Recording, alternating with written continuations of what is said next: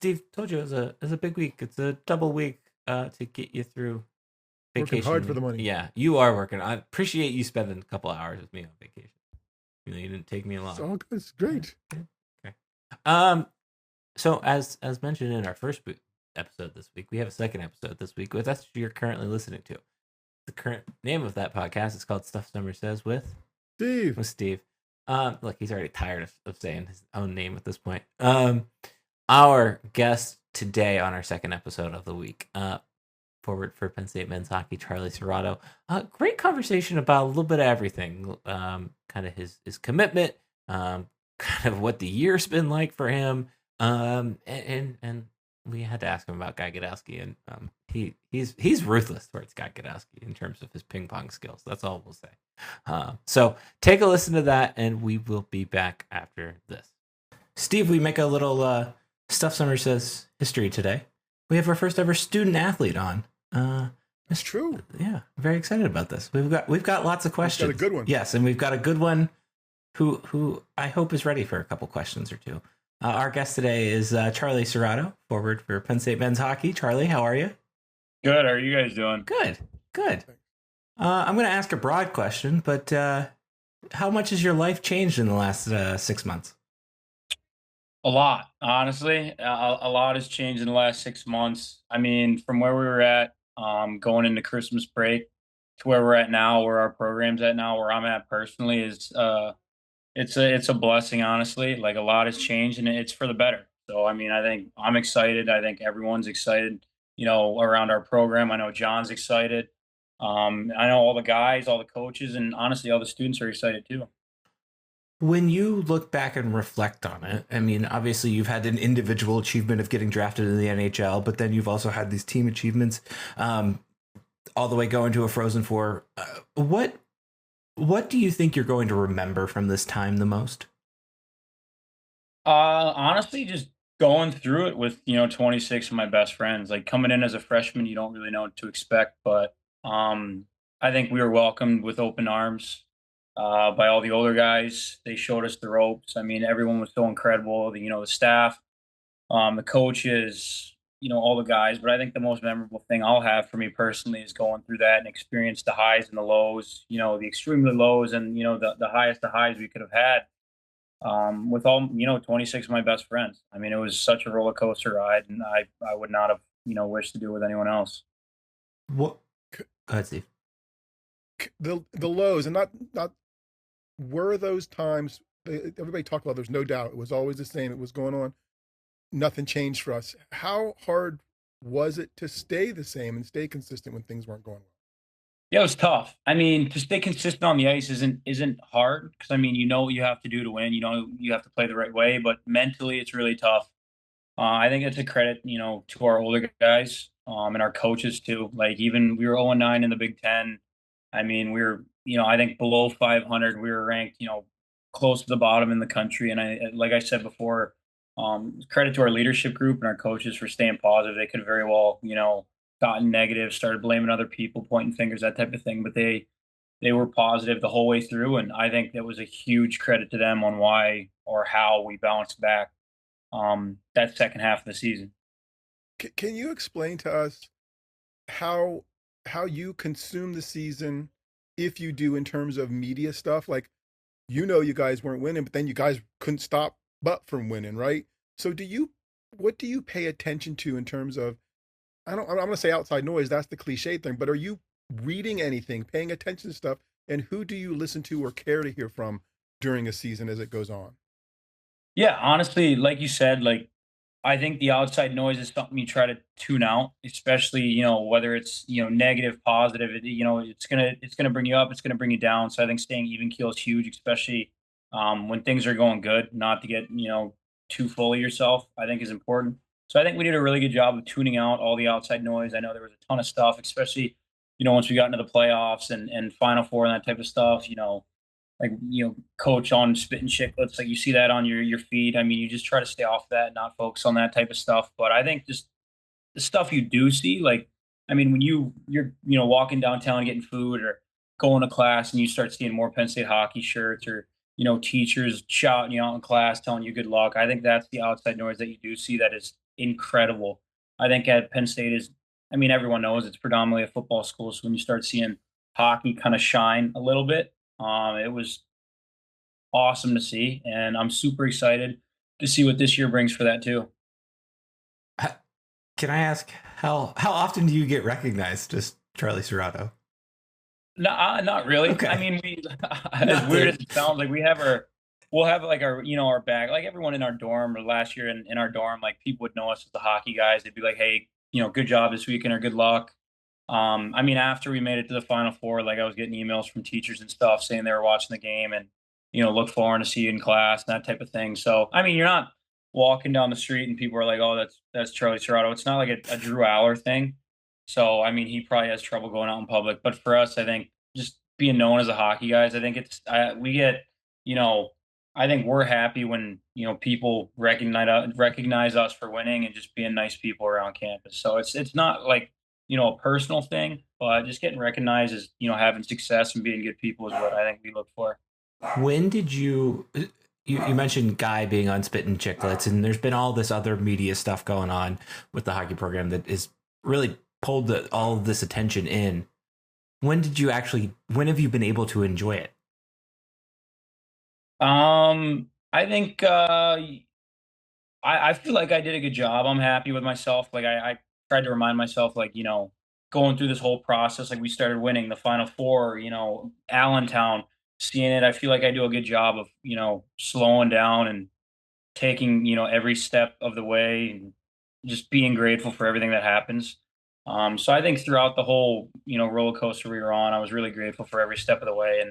And I knew this off season was going to be special. So I think just, enjoying every step of it with my family, my friends, coaches, teammates, all them. I think that was really important to me. And I feel like I did a good job of that throughout the year. But I think you kind of just, when you reflect on the season we had, I think you really understand the impact we had on our program this past year. So I think after the season is a big time you reflect on what really happened and the magnitude of the season we had and in the time we had to have it too. With the rule changes and stuff like that. So yeah, I would say after the year is a big time you can reflect and look back on those. In terms of the draft, right? Two guys from the outside who are never getting drafted for anything, right? Like the closest it's going to be is buying a draft somewhere. Can you? What was it like waiting to be selected? What was that process like? And had you? I'm sure you'd watched the draft before, so what was it like to be a part of it? To say, hey, we're getting close. It's going to be me. Like, how did that play out? Yeah, I mean it was definitely it was a unique experience for sure. I mean, like I'm 20 years old, like I'd gotten passed over in the draft twice. I think this year coming into it, I definitely had more of a confidence, I guess you can say, that I probably was gonna get drafted. I mean, you never know what happens. Like draft day's crazy, guys fall, guys rise, that type of thing. But I had been through it twice already, so I kind of had a comfort going into it. I knew I put myself in a good spot to, get selected. So I was just kind of, like I said before, taking every step of the way with my family. It was a fun couple days, and just waiting for my name to get called. It's weird because you'd think like before they draft you, like you see all the NFL videos, like they teams call you and they're like, hey, we're gonna take you to the next pick, blah blah blah, and you have that moment. But it was not like that at all. It was kind of just out of nowhere. So it was definitely a fun experience, and yeah, I'm super glad I had a bunch of family around me for it. What were Were you you home doing? wait? Yeah, were you home waiting for a call, or were you doing around with family something else and they called? Like, Yeah, what was yeah. So I happening? was home. So my family, it was me, my family. I was at my, where I'm from, Baltimore. So I just drove home. And my mom's twin and her family. So my aunt and uncle, my cousins came up. So we had, there's 10, 15 people there.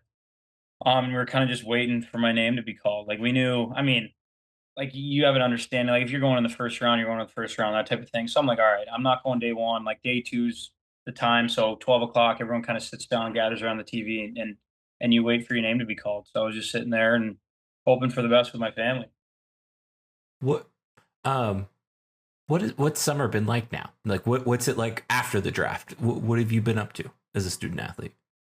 Yeah, I mean, honestly, after the draft, like it's definitely different from like NBA, NFL. You're not going to training camp. You're not. We do have development camp, so I did go to that right after the draft for 3 days. But it's back to work. I mean, the cool thing about the NHL draft is like you get drafted younger, So you still have to go out there and, earn your contract. Like I got drafted by Carolina, but I'm not signed. I haven't gotten given anything yet. So I still have to, put the time and effort into this season on the ice, off the ice, getting bigger, faster, stronger, so I can go out next year, have a really good year, and hopefully get to play in the NHL. But it's after the draft, after development camp, it was like every other regular season. I try to take some time off, let the body rest and recover, and then once July and August hit, you're hitting it pretty hard. You're every day in the gym. You start ramping it back up on the ice. So I feel like I'm working, as hard as ever this summer. Can we How does bigger, faster, stronger work? Like, is that a KJ out workout regime that she gives you? Is that something like, how do you go about doing that stuff in the off season? Yeah. So like everyone, I mean, you come in, KJ, she's the best. So like I've been at school a bunch this summer and she gives us, we work out every day with her when you're here, when you're home, guys, she can send you programs and stuff, but usually like I work out, with my trainers back at home. I work out with a good group of guys. So like I have, that's separate from here, but wherever I'm at, I have my trainer, my group of guys that I work out with, and you're hitting it pretty hard, you're lifting heavy weights, moving fast, getting more explosive. And then when you're here with KJ, it's the same thing. I think she's one of the best at what she does. She's awesome. I think her workouts they're tough, but I think they're extremely beneficial. I want to go back to your commitment, and it goes along with that, and we hear about this all the time between the facilities and the offerings of training table, etc. at Penn State. When you were going through that process to decide on college hockey and decide on Penn State, what were those types of things that you were looking at? The more tangible things, maybe less intangible of cultural fit, but more tangible of facilities, practice, weight rooms, etc. What were you looking at? I mean, I always say, like, it's tough. Like, you can't really go wrong with, picking, I would say, a Big Ten school. That's what I said before. And then I came to Penn State and I'm like, all right, like, this is the clear cut number one. Like, the facilities we have, the staff, the people around it, the support Pat Kraft gives us. I think there is no better place to be a student athlete than at Penn State and being in state college. Like, I mean, our rank is incredible. I mean, the pool is, and so many people, generously donated a bunch of money, and we have the best facilities. I think some of the best in college hockey. I think there's quite honestly no better place to play than Penn State if you want to be a college hockey player. So when you come on your visit, it's really an eye opener. You see, like, all the stuff. I can't even explain some of the stuff we have because I still don't know what I use it, but I don't even know what it's called. So it's incredible. Like, Penn State is the best place to play college hockey. That's all I can say. What was the selling point, or what was the point in which you were sold? I think just the relationship I had with Gads. And all the coaches like Fish. I mean, he's at Lindenwood now, but he was awesome in recruiting. Pag, Sturtsy, like, everyone played a huge role. And I mean, I was not necessarily looking for the tangible things. I just wanted to have a good connection with the coach and be going into like a winning culture and a great program. And I don't think there's, like I said before, there's not a better place for that either. So the relationship I had with the coaches was a selling point for me. What role do the current guys like you have on the recruiting process? Like, what is your involvement, if anything? Like, this summer, there's been big news about people joining the program. Are you guys aware of that? Do you host? Do you find out when, 2 days before everybody else does? Oh shit, that person's going to be joining us. Like, what does that look like from the inside of the program? Yeah, I mean, Gads always says, the players are the best recruiters because, usually, like, guys will come in on visits. We'll take them, like, we'll host them, we'll show them around for a day or two. Show them what it's like to be a student athlete, a Penn State hockey player. So I feel like, I mean, he always says it to us. He asks us of our opinion on every guy that comes in. So I think being a player, you have a huge part in the recruiting. I think the coach's job is, getting them to campus. And then once they get to campus, I think it's the player's job to sell them. So I think Gads puts a lot of, not necessarily pressure on us. Like, he's like, it's not your job, but, show them what it's like. I think everything speaks for itself. And I think once guys come here, they realize, like, this is the place to be. So I think it's really cool having that big of a role in recruiting new guys. And obviously this year, stuff happened a little later, like, Smitty committed, and then, Gavin committed too. So they came to campus, and I know guys were around talking to them and stuff like that. So I think players play a huge role in getting those big name guys like we got this year. As a hockey fan, what about? Oh, go ahead. As a hockey fan, what's it like, and somebody that's around the sport, but what's it like when a Gavin McKenna commits to be potentially your line mate. Yeah, I mean, it's program changing. I think the year we had last year's program changing. I think the rule change is program changing. I think getting a player like Gavin is program changing. Like it was. I always say it. Like it wasn't a matter of time. It was a matter of when. Like we have the best facilities. We have the best fan base. We have the best atmosphere. We have the best student body. We have the best athletic director. Like everything about Penn State and being a hockey player is the best there is to have. So I think it was only a matter of when that Gavin McKenna was going to come on a visit and realize like, wow, this is really the place to be. And I think it's just going to continue. I think Penn State's just going to continue to excel. I think we have to, you get these big players, and then all right, it's your job. There's going to be we want the pressure on us. We want to have those expectations. That's what you want as a program because that's what great teams do. They perform under pressure. So I think it was a huge getting Gavin. I think it's going to open the door for so many more players to come in and visit and realize, the facilities and the people and the program that we have. But I think it was a huge step for this program. I think the year we had last year was a big part in it. But I hope that kid comes in here and works his butt off, and has an incredible year, and gets drafted first overall. We know he will. We know he's going to work his butt off. So I think we're super excited. Coach, and you guys have talked so much about competition through the years, right? Competition, clubhouse things. What is it so it's two parts. What are you best at now in terms of those inter competitions among everybody else? And how do you anticipate the presence of some better players who have reputations and, might be drafted high, impacting competition in practice?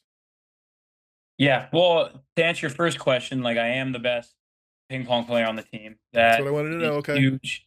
That is a huge thing. Make sure that gets in there because Gads, I just beat him actually really bad. And John knows this too. I'm number one on the board in ping pong. I smoked Gads actually in the last 10 games. I've won 7 out of 10. So you can let him know that. But I think that's what I want. I want somebody with a little bit of confidence in what they're doing. Thank you very much. Yeah. But having a guy like like Smitty and Gav coming in like first rounder and soon to be first overall pick, I think it's huge. Like the best thing about Gads and the standard he sets is he doesn't care if you're 18, he doesn't care if you're 25. He's like whoever's going to play the right way, whoever's going to do the things that need to be done to win, he's going to play, and they're going to get ice time. So you have to. He's like nothing is given, everything is earned. That's what his message was to me. So I think getting guys like that, I think that's why they want to come here. They don't want a coach being like you're first rounder, go do this because you're not going to get any better doing that. They want to be challenged, they want to be pushed in practice, and that's exactly what they're going to get when they come here. And I mean, they're looking to be the top guy. And I think everyone here's, like, screw that, dude. I want to be the top guy. So I think it creates a really, really healthy competition. And I think it's just going to make our team that much better.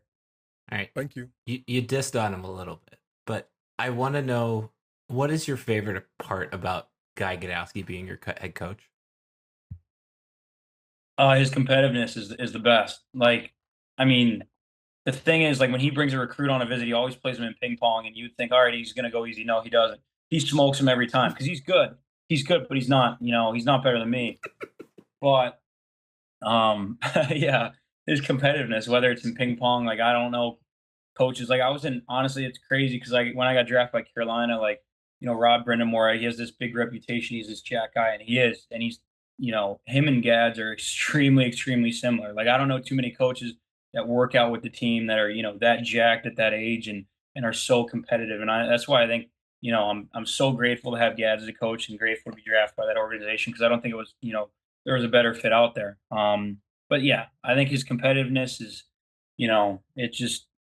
it's contagious. So everyone kind of follows him, and it's what creates our program, and it's what drives our program. All right.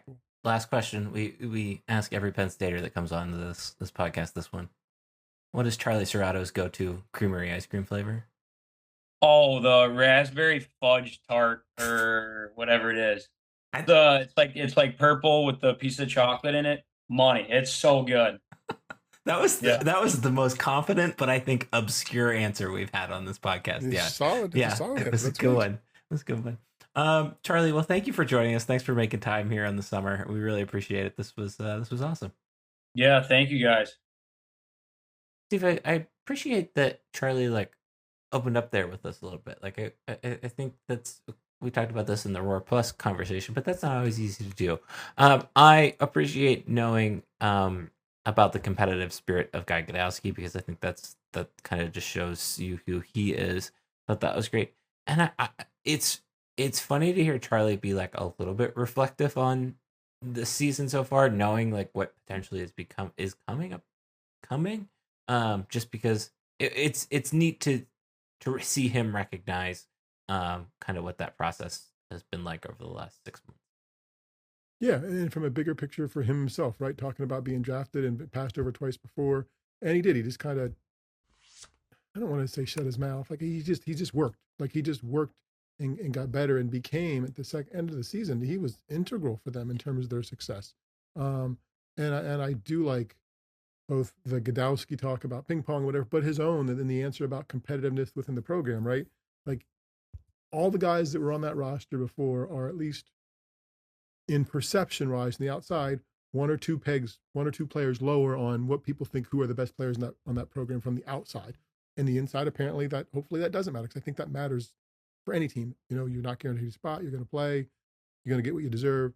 So I was glad he embraced both those pieces. I think that edge is kind of cool to have, and I appreciate him sharing it. In some ways, the anecdote about Guy Gadowsky playing ping pong against recruits and not taking it easily kind of like shows that, right? Like it's great. It's this like it's this mentality of like, okay, like we're going to have Gavin McKenna come into this team, and we're going to have Jackson Smith come into this team, and hell, Charlie Cerrato's a 2nd round draft pick now. Like, right? Like there could be ego there. There's plenty of opportunity for ego there. No, we're not going to have that. I think that's neat. Like it's and I think that is kind of what we talk about when we talk about Penn State men's hockey.